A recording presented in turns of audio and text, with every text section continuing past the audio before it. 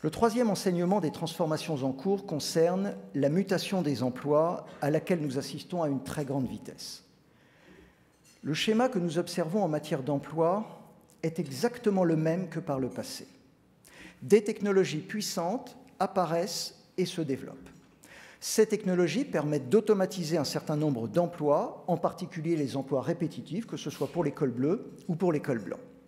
Et dans le même temps, ces technologies permettent de créer de nouveaux emplois.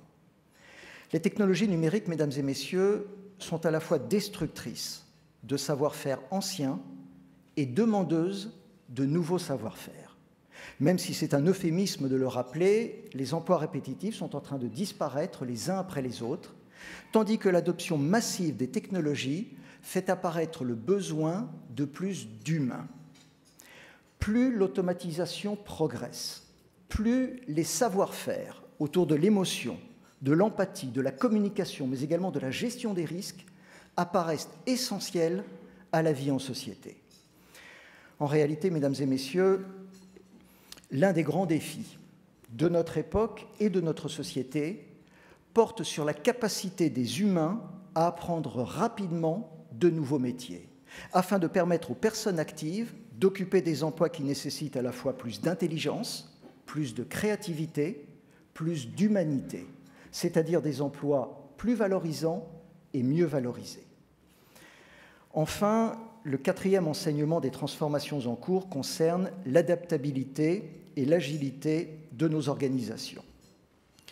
Les entreprises étant désormais confrontées à des bouleversements majeurs, en moyenne tous les 18 mois, l'accélération du changement requiert des organisations à la fois plus souples et plus agiles, qui ne s'encombrent plus de processus ou de hiérarchies trop rigides et qui s'adaptent rapidement au nouveau contexte.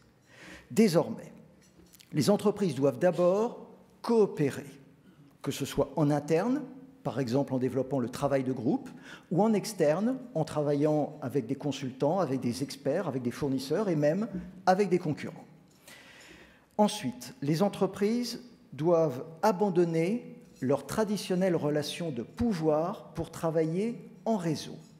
Elles doivent encourager la transparence, mais également le partage des informations et des connaissances, et surtout, elles doivent inciter leurs collaborateurs à faire des suggestions et à proposer de nouvelles idées.